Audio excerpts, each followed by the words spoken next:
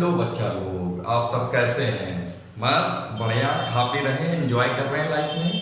मुझे पता है ये समय बहुत कठिन है हमारे लिए, हमारे देशवासियों के लिए, पूरे देश के लिए।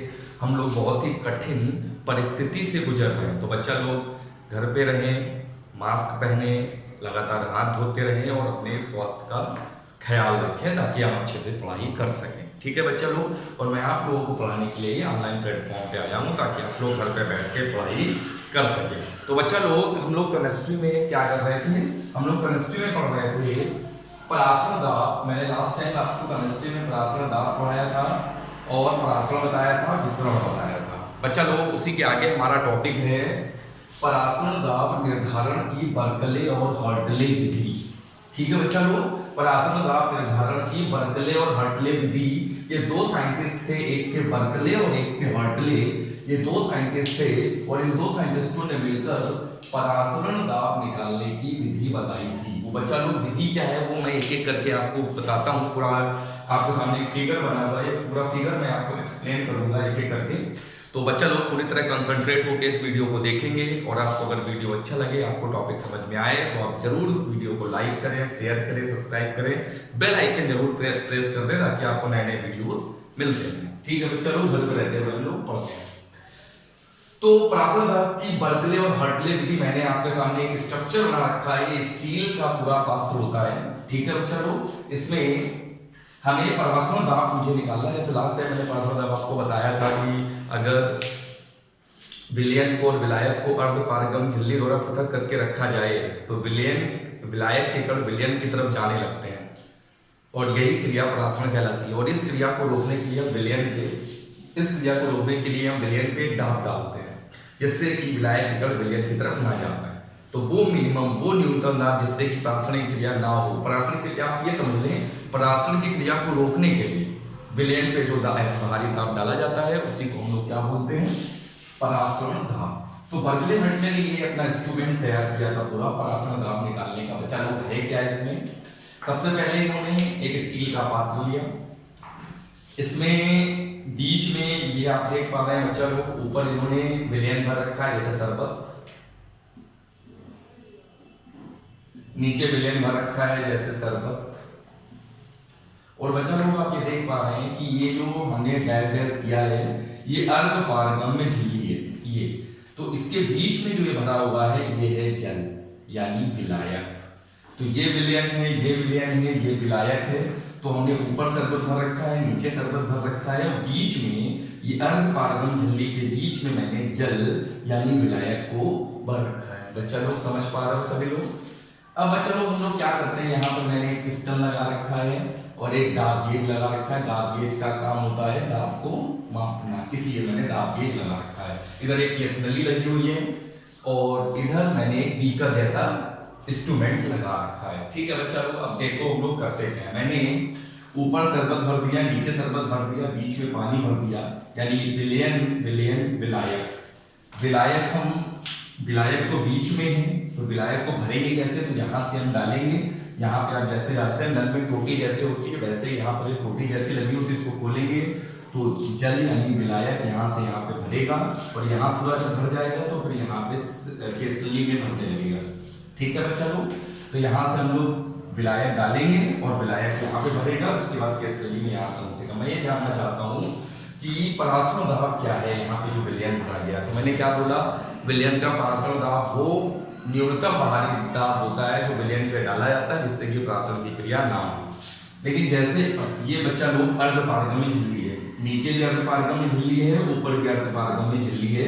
ऊपर विलयन, नीचे विलयन, बीच में विलायक को यहाँ से ऐसे भरेंगे और विलायक जब यहाँ भर जाएगा तो यहाँ पे ऊपर जाएगा। यहाँ पे दाब गेज लगाया जिससे दाब नापना, किस टन से दाब को डालेंगे और दाब गेज से नापेंगे कितना दाब डाला जा रहा है जिससे कि पराशरण की क्रिया ना हो। तो बच्चा लोग सीधे शब्दों में आप समझ लें, पराशरण क्रिया को रोकने के लिए जो विलयन पे न्यूनतम दाब लगाया जाता है वही आपका पराशरण दाब होता है। तो बच्चा लोग हम लोग क्या करते हैं, जैसे यहाँ पे प्रोसेस करेंगे पराशरण की क्रिया होना शुरू हो जाएगी और जब पराशरण की क्रिया होगी तो ये जल जो है वो विलयन में जाके मिलने लगेगा।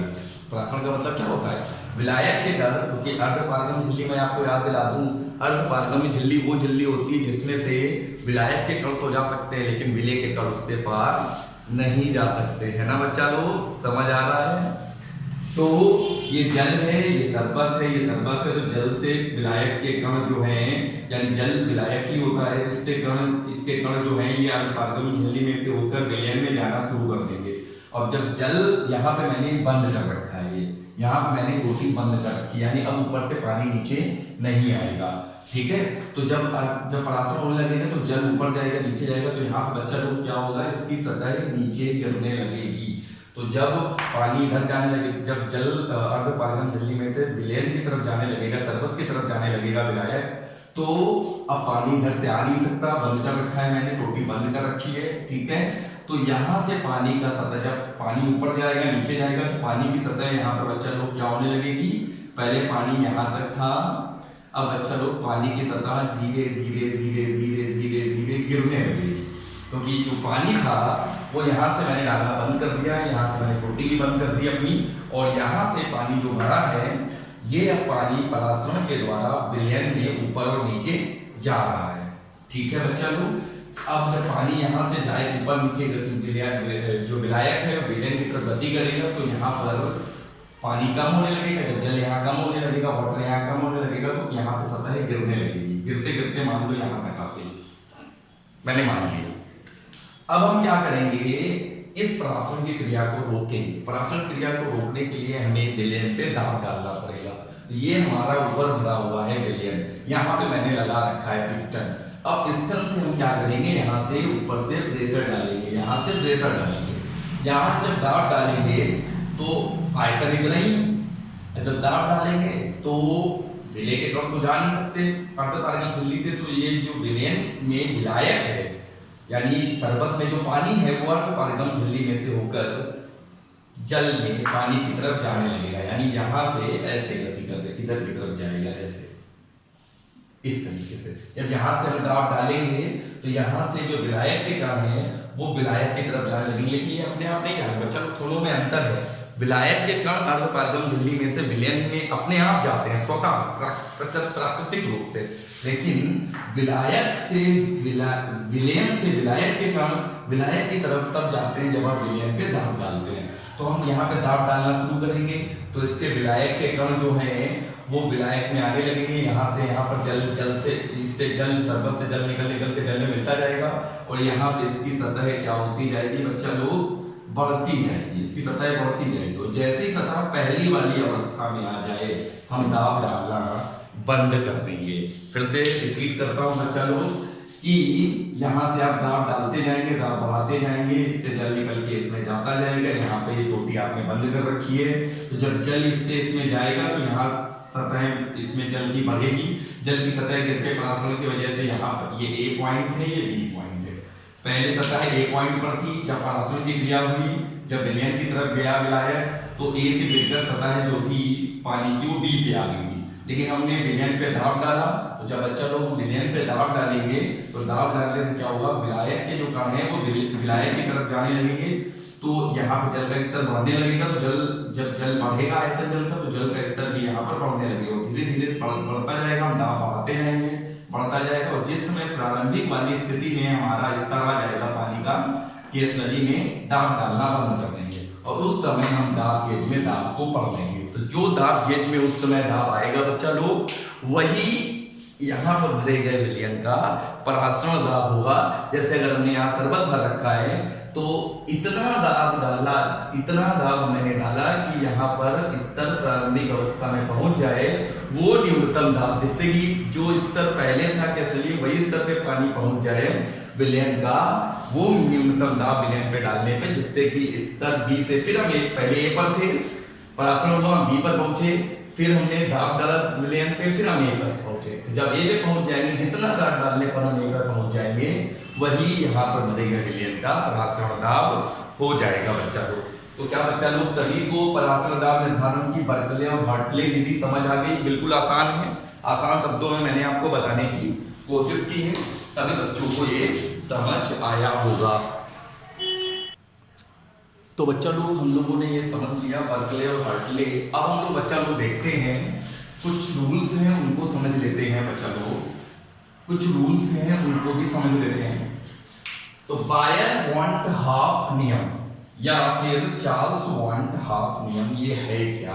आपने बायल का नियम पढ़ा होगा, याद है बच्चा लोग? बायल का नियम आपने चार्ल्स का नियम पढ़ा होगा। बायल का नियम किसी गैस की निश्चित मात्रा का आयतन उसके दाब के व्युत्क्रमानुपाती होता है अगर ताप स्थिर रहे, ये बायल का नियम था। चार्ल्स का नियम किसी गैस की निश्चित मात्रा का आयतन उसके परम ताप के अनुक्रमानुपाती होता है अगर दाब स्थिर रहे। लेकिन यहाँ पर अकेले बायल नहीं है। बायल का नियम आपने 11th में पढ़ा है, तो बायल के साथ वांट हाफ है और चार्ल्स के साथ भी वांट हाफ है। तो बायल का नियम मैंने आपको बताया, किसी गैस की निश्चित मात्रा का आयतन उसके दाब के व्युत्क्रमानुपाती होता है अगर ताप स्थिर रहे। तो यहाँ पर भी बिल्कुल वैसे कुछ लिखा है, स्थिर ताप है। बायल के नियम में ताप स्थिर था, बायल और वांट हाफ के नियम में भी ताप स्थिर है। किसी विलयन का परासरण दाब P, वहां पे केवल दाब था, यहाँ पर परासरण दाब P। वहां गैसों के लिए हमने पढ़ा था बायल चार्ल्स का नियम गैस के लिए, यहाँ पर विलयन के लिए पढ़ा है। विलयन की सांद्रता C के समानुपाती होता है। स्थिर ताप पर किसी विलयन का परासरण दाब P समानुपाती होता है किसके? C के। तो P समानुपाती C स्थिर ताप पर, स्थिर ताप पर। बच्चा लोग एक चीज आप लोग जानते होंगे कि आयतन और सांद्रता, आयतन और सांद्रता एक दूसरे के अपोजिट होते हैं। सांद्रता व्युत्क्रमानुपाती आयतन, या इसको ऐसे लिख सकते हैं C मतलब कंसंट्रेशन यानी सांद्रता, सांद्रता मतलब C, परासरण दाब मतलब P, सांद्रता व्युत्क्रमानुपाती 1/V। ये बच्चा लोग रिलेशन होता है जो आप लोग याद रखेंगे। P समानुपाती C स्थिर ताप पर और सांद्रता व्युत्क्रमानुपाती 1/V, सांद्रता व्युत्क्रमानुपाती 1/V। ये मैं आपको एक एग्जांपल के थ्रू एक्सप्लेन करता हूं कि सांद्रता और आयतन व्युत्क्रमानुपाती होते क्यों। बच्चा लोग समानुपाती का मतलब क्या होता है? समानुपाती का मतलब होता है कि अगर सामने वाला बढ़ रहा है तो ये इधर मतलब राइट वाला बढ़ रहा है तो लेफ्ट वाला ही बढ़ेगा, राइट वाला घट रहा है तो लेफ्ट वाला भी घटेगा। व्युत्क्रमानुपाती में उल्टा चलता है बच्चा लोग, अगर ये बढ़ेगा तो ये घटेगा और ये घटेगा तो ये, अगर आयतन बढ़ेगा तो सांद्रता घटेगी, आयतन घटेगा तो सांद्रता बढ़ेगी। तो उसको बोलते हैं व्युत्क्रमानुपाती। साइन दोनों के वही होते हैं, बस तरीका समझने का थोड़ा सा अलग होता है। अगर सामने लिखा है तो समानुपाती या अनुक्रमानुपाती बोलते हैं, और अगर बट्टे में लिखा है तो उसी को हम लोग व्युत्क्रमानुपाती बोल देते हैं। ठीक है, तो यहाँ पर कैसे ही ऐसे होता है जैसे बच्चा लोग आपके पास सपोज शरबत है, शरबत है, आपने 1 लीटर पानी में 200 ग्राम शक्कर मिला रखी है। बहुत ध्यान से सुनेंगे, 1 लीटर पानी में 200 ग्राम शक्कर आपने मिला रखी है, घोल रखा है। तो सर पानी से शरबत तो गाढ़ा होता है, सभी को पता है गाढ़ा है मतलब शक्कर की सांद्रता ज्यादा है। सांद्रता कम मतलब पतला विलयन, सांद्रता ज्यादा मतलब गाढ़ा विलयन। तो यहाँ पर C व्युत्क्रमानुपाती यानी inversely proportional to 1/V, concentration is inversely proportional to 1/वैल्यू। तो यहाँ पे अगर 1 लीटर शरबत पानी में 200 ग्राम आपने शक्कर मिला रखी है, शरबत गाढ़ा होगा। लेकिन अगर उसमें आपने पानी 500 ml और मिला दिया, 1 लीटर पानी में 200 ग्राम शक्कर शरबत आपने तैयार कर लिया। अब आपने क्या किया उसमें, अब आपने क्या किया बच्चा लोग, उसमें आपने पानी मिला दिया आधा लीटर और। क्या होगा? आप खुद एक्सपेरिमेंट करो कि 1 लीटर पानी में 200 ग्राम शक्कर मिलाई, शरबत बन गया। उसके बाद आपने आधा लीटर पानी और मिला दिया, शरबत पतला हो जाएगा। अब पहले वो शरबत पहले की तुलना में पतला हो जाएगा, यानी आयतन बढ़ा तो सांद्रता घटी। समझ आ रहा है बच्चा लोग कि 1 लीटर पानी में 200 ग्राम शक्कर आपने मिलाई, शरबत बना, वो गाढ़ा होगा। अगर आप उसमें आधा लीटर पानी मिला दें यानी शरबत का आयतन बढ़ा दें तो शरबत पतला हो जाएगा, यानी उसकी सांद्रता कम हो जाएगी। ठीक है, तो जो आयतन सांद्रता है ये एक दूसरे के व्युत्क्रमानुपाती होते हैं। तो बच्चे लोग यहाँ पे लिख सकते हैं, यहाँ पे बायल वांट हाफ नियम क्या था कि स्थिर ताप पर विलयन का परासरण दाब जो है वो विलयन की सांद्रता C के समानुपाती होता है। तो P समानुपाती C स्थिर ताप पर। लेकिन हमने एक चीज आपको और बताई कि C व्युत्क्रमानुपाती 1/V, तो C की जगह लिख देंगे 1/V। बच्चा लोग ऐसे लिख सकते हैं। फिर आपको एक चीज पता है कि जब कहीं भी ये साइन आता है इसकी जगह पे एक नियतांक आता है इसकी जगह पर, और ये 1/V ऐसे ही लिखा रहेगा।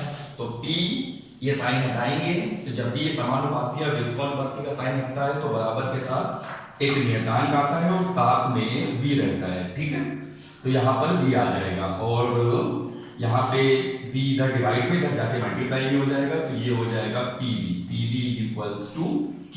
ठीक है बच्चा, को ये PV इक्वल्स टू K आ जाएगा। दूसरा देखते हैं, दूसरा जो हमारा नियम है चार्ल्स वॉन हॉफ नियम, ये भी बहुत ही आसान है, इसको समझते हैं।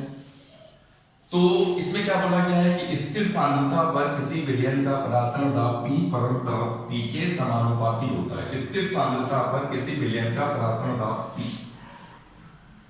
स्थिर सांद्रता पर किसी विलयन का परासरण दाब P परम दाब T के समानुपाती। तो परम दाब T के समानुपाती है तो समानुपाती का साइन लगेगा और ये T। और क्या स्थिर है यहाँ पर सांद्रता, तो ब्रैकेट में लिख देंगे स्थिर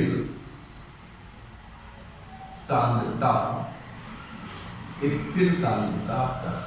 तो बच्चा लोग सबसे पहले हमने बायल वॉन हाफ नियम पढ़ा।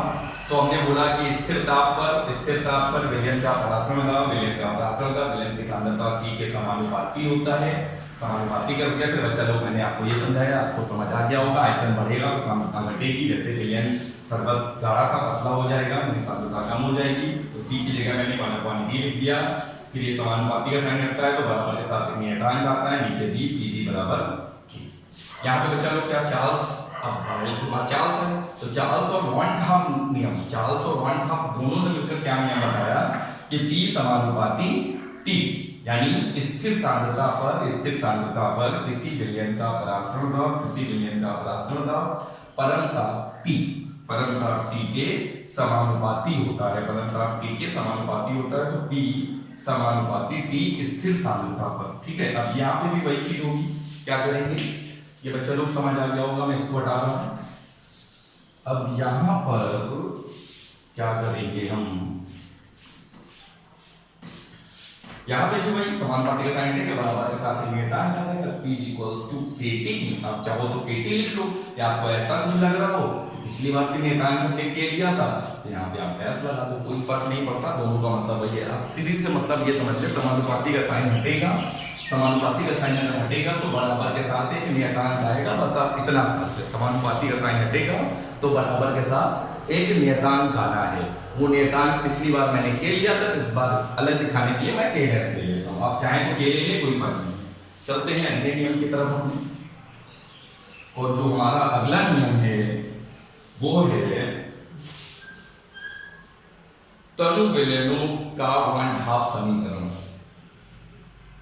तनु विलयनों का वॉन हाफ समीकरण। अब चलो इसको देखते हैं, तनु विलयनों का वॉन हाफ समीकरण। वॉन हाफ ऐसे लिख लें या वॉन हाफ ऐसे लिख लें, ठीक है बच्चा लोग, दोनों सही है। तो चार्ल्स एंड वॉन हाफ समीकरण तो देखते हैं। तनु विलयनों का वॉन हाफ समीकरण, तो ये बच्चा लोग होता है PV इक्वल्स टू nRT। आपको याद आ रहा होगा, आपको लग रहा होगा कि ये तो आदर्श गैस समीकरण लिख दिया, PV बराबर nRT।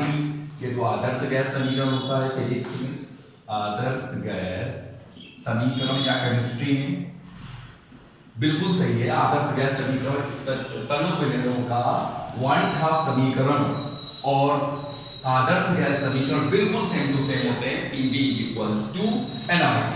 बस यहाँ पर है क्या, मैं सबके बारे में बता देता हूँ। P क्या है, V क्या है, N क्या है, R क्या है और T क्या है। R की जगह हम लोग SD लिख लेते हैं, कई बार हम लोग PV इक्वल्स टू NST भी कर लेते हैं, तो कोई फर्क नहीं पड़ता।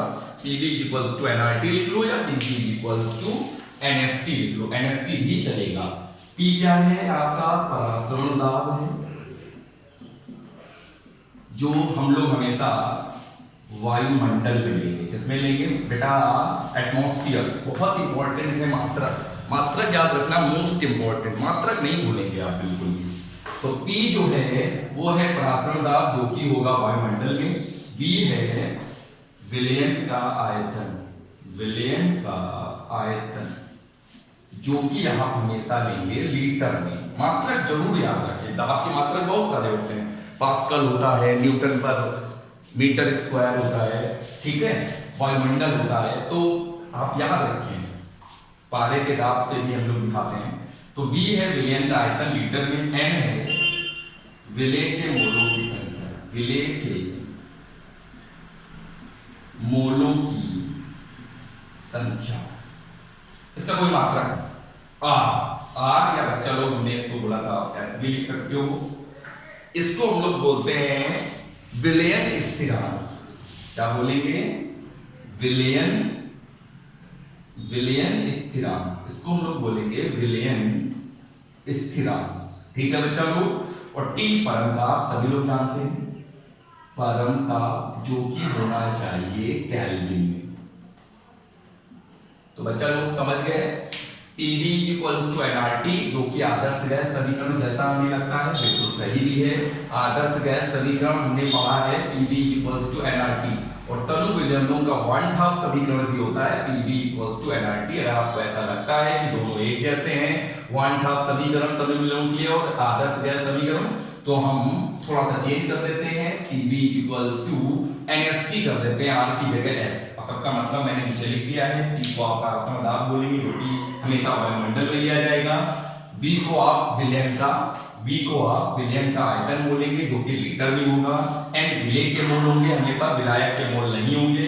और R या S विलयन स्थिरांक होगा, और T परमताप जो कि केल्विन में होगा हमेशा। और विलयन स्थिरांक की जो वैल्यू हम लोग यहाँ यूज करेंगे R या फिर S की, वो 0.0821 लीटर वायुमंडल पर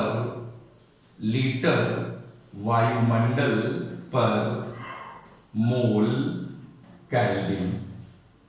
लीटर वायुमंडल पर मोल केल्विन, ये वैल्यू हम लोग यूज करने वाले हैं। तो R equals to S equals to 0.0821 litre वायुमंडल पर mole kelvin, litre atmosphere mole kelvin. ठीक है, तो बच्चा लोग ये वैल्यू आप R और S की ये फिक्स वैल्यू, वैसे फिजिक्स में आपको ध्यान होगा R की वैल्यू हम लोग 8.31 जूल पर मोल केल्विन यूज करते थे फिजिक्स में। याद होगा जब फिजिक्स में PV अलग अलग रूल्स हैं, वही चीजें केमिस्ट्री में आएंगी, वही चीजें फिजिक्स में आएंगी, वही भौतिक राशियां केमिस्ट्री में, वही भौतिक राशियां फिजिक्स में। मात्रक का खेल है, तो बच्चा लोग खेल आपको बहुत अच्छे से खेलना है। जैसे आयतन अगर फिजिक्स में आता है तो हम लोग मीटर क्यूब में लेते हैं, राइट? सभी को पता होगा आयतन मीटर क्यूब में होता है, पूरी दुनिया को पता है ना? लेकिन केमिस्ट्री में आते ही हम आयतन को ml में या लीटर में कन्वर्ट कर देते हैं। तो रिलेशन भी आपको पता होगा। तो फिजिक्स में आयतन मीटर क्यूब में, केमिस्ट्री में किसमें? लीटर में। और मीटर क्यूब लीटर में रिलेशन भी आपको पता होगा, 1 metre cube is equals to 1000 litre, right? 1 metre cube is equals to 1000 litre. खैर इसकी चर्चा हम लोग बाद में करेंगे, ये बच्चा लोग आपको समझ में आ गया। अब हम लोग चलेंगे एक सवाल की तरफ। इसका हम लोग एक सवाल लेते हैं, वो सवाल आपका ये रहा। तो ये रहा सवाल आपके सामने स्क्रीन पर। 0.5% ग्लूकोज का फॉर्मूला होता है C6H12O6। विलयन का परासरण दाब 18 डिग्री सेल्सियस पर ज्ञात कीजिए। ये आपका सवाल है। ठीक है बच्चा लोग, तो पहले सवाल न्यूमेरिकल करने का तरीका तो आपको मैंने बताया है। न्यूमेरिकल्स करने का तरीका आपका क्या होता है। न्यूमेरिकल करने के लिए आपको क्या करना है, सबसे पहले आपको क्वेश्चन को बहुत ध्यान से पढ़ना है, एकदम बढ़िया तरीके से पढ़ना है, खुश होकर पढ़ना है। उसके बाद देखना है क्या क्या गिवन है। ठीक है बच्चा, देखते हैं। सबसे पहले तो लिखा हुआ है 0.5% ग्लूकोज के लिए। ठीक है, तो चलो जब भी कभी इस तरीके का सवाल आए, जब भी कभी देखो फॉर्मूला हमारा क्या लगना है यहाँ पर, PV इक्वल्स टू NST या nRT, आप जो भी समझ लें वो लगा सकते हैं यहाँ पर। तो यहाँ पर बच्चा लोग जब भी परसेंट आपको दिया है, जैसे यहाँ पे लिखा हुआ है 0.5%, तो आप इसको W/V समझेंगे। हमने आपको सांद्रता पढ़ाई थी, याद है बच्चा लोग? सांद्रता पढ़ाई थी मैंने आपको। तो जब सांद्रता मैंने बच्चा लोग आपको पढ़ाई थी, तो हमने आपको कई तरीके, नॉर्मलता, मोलरता, नॉर्मलिटी, मोलालिटी, मोल फ्रैक्शन, मोलन्स, बहुत सारी सांद्रताएं पढ़ाई थी आपको। तो यहाँ पर जो ये परसेंट है, इसको आप W/V लेके चलेंगे। ठीक है, बस इतना ही आपको मुझे बताना था, ये आप याद रखिए। तो आगे चलते हैं। परासरण दाब आपको निकालना है, फॉर्मूला आपका ये यूज होना है। तो सबसे पहले लिखा हुआ है 0.5%। तो जैसे ही 0.5% है, तो विलयन का आयतन कितना हो जाएगा? परसेंट हमेशा होता है, नीचे जो होता है वो विलयन होता है, परसेंट हमेशा होता है 100 का। तो आयतन हम ले लेते हैं 100 ml। जब आयतन हम 100 ml लेंगे, तो विलय का भार यानी ग्लूकोज का भार ग्लूकोज का भार, विले है ना ग्लूकोज, यहाँ पर विले है ग्लूकोज, तो ग्लूकोज का भार यानी स्मॉल w जो है वो 0.5 ग्राम हो जाएगा। तो बच्चा लोग ये आपको ध्यान रखना है इस तरीके के सवालों में कि 0.5% है तो उसको w अपॉन आपको v लेना है, कुछ नहीं दिया है यहाँ 0.5% केवल लिखा हुआ है। तो आपको इस टाइप के सवालों में पराश्रय जिसमें कि आप ये फॉर्मूला यूज कर रहे हो, जिसमें खासकर आप PV + NRT यूज कर रहे हो, उन क्वेश्चंस में अगर यहाँ कुछ भी मेंशन नहीं है तो आप W upon V लेके चलेंगे। तो इसका मतलब ये होता है कि 100 ml विलयन में 0.5 ग्राम विले घुला है। ठीक है बच्चा लोग, तो ये 100 ml हो गया, तो 100 का 0.5% 0.5 हो जाएगा। ग्लूकोज जो है C6H12O6 इसका अणुभार निकालेंगे। अणुभार का मतलब स्मॉल m, तो कार्बन कितना होता है बच्चा लोग 12, हाइड्रोजन कितना होता है 1, 12, ऑक्सीजन कितना होता है 16, 6, तो बच्चा लोग कितना आ जाएगा 72, 12 बन जा 12 और ये 96। बच्चा लोग ऐड करो 6 2 8 2 10 9 1 10 17 18 180 कितना आ गया बच्चा लोग 180 आ गया। तो बच्चा लोग आपको चाहिए क्या, आर की वैल्यू आपको पता ही होती है, आर की वैल्यू 0.0821 यूनिट आपको बताया थे हमने, लीटर वायुमंडल पर मोल केल्विन, ये मैंने आपको यूनिट बताई थी। क्या बच्चा लोग समझ आ रहा है? अब बच्चा लोग हम लोग फॉर्मूला अप्लाई करेंगे और जो फॉर्मूला है हम लोगों का बहुत ही सिंपल और साधारण सा है। क्या है फॉर्मूला हमारा PV = NRT, और आपसे पूछा क्या गया है, अच्छा हाँ एक चीज तो लिखना भूल ही गए हम लोग, टेम्परेचर लिख लेते हैं। परंताप कितना दिया है 18 डिग्री सेल्सियस, इसको केल्विन में चेंज करो, डिग्री सेल्सियस को केल्विन में चेंज करने के लिए 273 ऐड करते हैं, तो बेटा कितना हो जाएगा ये 273 में 18 ऐड करेंगे 291 केल्विन, राइट 291 केल्विन ये आपका हो जाएगा। ठीक है बच्चा लोग, सही है।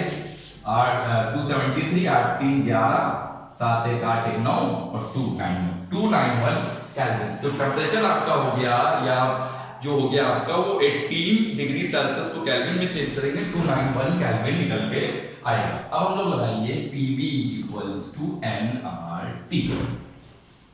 ठीक है, आपको P निकालना है, तो P = NRT upon V।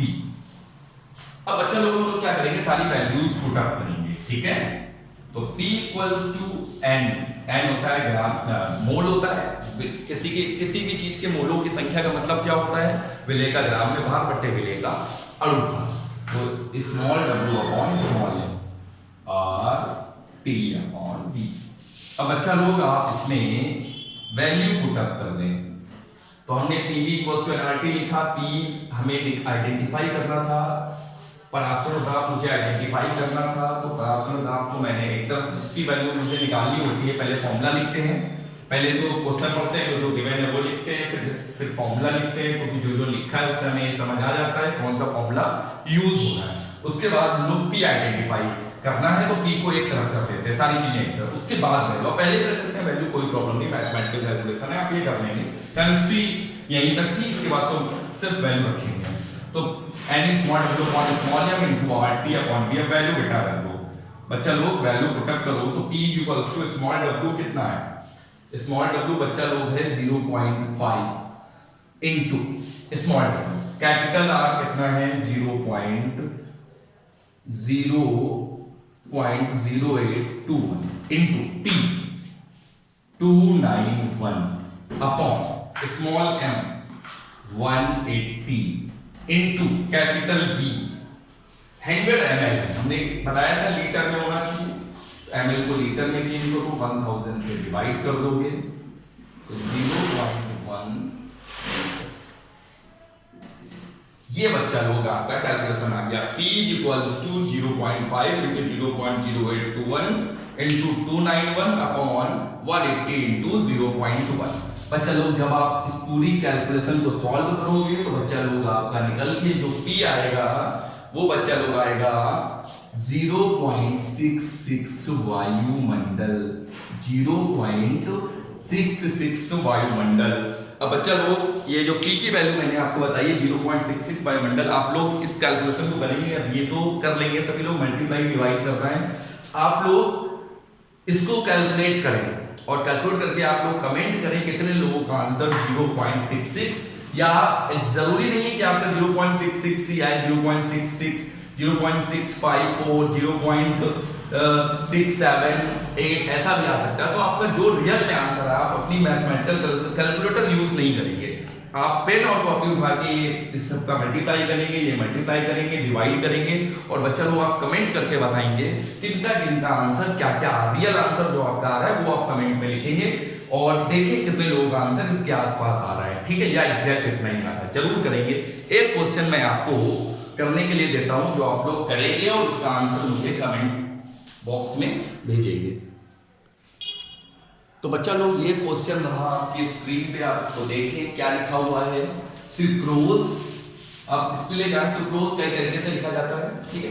Sucrose C12H22O11 इसका मॉलिक्यूलर फॉर्मूला और अणुसूत्र है। सुक्रोज के 0.25 मोल को जल में घोलकर विलयन का आयतन 500 ml कर दिया गया। सुक्रोज विलयन का 20 डिग्री सेल्सियस पे परासरण दाब ज्ञात कीजिए। तो आपसे इसमें भी पूछा गया है परासरण दाब। मैं फिर से पढ़ देता हूं। सुक्रोज जिसका अणुसूत्र ये है C12H22O11 के 0.25 मोल को जल में घोलकर, यानी सुक्रोज विलेय है, जल विलायक है, जल ही जीवन है, जल ही विलायक है। विलयन का आयतन 500 ml कर दिया गया। सुक्रोज विलयन का 20 डिग्री सेल्सियस पे परासरण दाब ज्ञात कीजिए। पी आपको निकालना है। तो बच्चा लोग, अगर आपको ये वीडियो अच्छा लगा हो, आपको मेरी सारी बातें समझ में आई हो, बार्कले हर्टले से लेकर लास्ट परासरण दाब निकालने तक का मेथड, तो आप इस वीडियो को जरूर लाइक करें, सब्सक्राइब करें, शेयर करें, और कमेंट बॉक्स में इस क्वेश्चन का आंसर सभी लोग लिखेंगे। जितने लोग ये वीडियो देखेंगे वो वीडियो पूरा देखा करें शुरुआत से लास्ट तक, क्योंकि वीडियो जब तक आप पूरा लाइन से नहीं देखेंगे बिना कट के, तब तक आपको समझ में नहीं आए, क्योंकि ये पढ़ाई है, कोई मूवी नहीं। तो ये क्वेश्चन मैंने जो लिखा है इसका आंसर आप कमेंट बॉक्स में देंगे। देखते हैं कितने लोगों का आंसर सही आता है, कितने बच्चे इसको कोशिश करते हैं करने की। मैं चाहता हूँ सभी लोग ट्राई करो, और बच्चों बेल आइकन को जरूर प्रेस कर दो ताकि नए नए वीडियोस मेरे आपको मिलते रहे। तो इसी तरीके से मैं आपको फिजिक्स और केमिस्ट्री कराता रहूँगा जब तक ये प्रॉब्लम है, या मैं अब ऑनलाइन आ गया हूँ तो बच्चा लोग आपके साथ हमेशा जुड़ा रहूँगा। आपका अगर प्यार इसी तरह मिलता रहा तो मैं लगातार इसी तरीके से फिजिक्स और केमिस्ट्री के वीडियोस आपके लिए हिंदी में बनाता रहूँगा और अपलोड करता रहूँगा। ठीक है बच्चों, आज के लिए इतना ही। ओके बच्चों, बाय।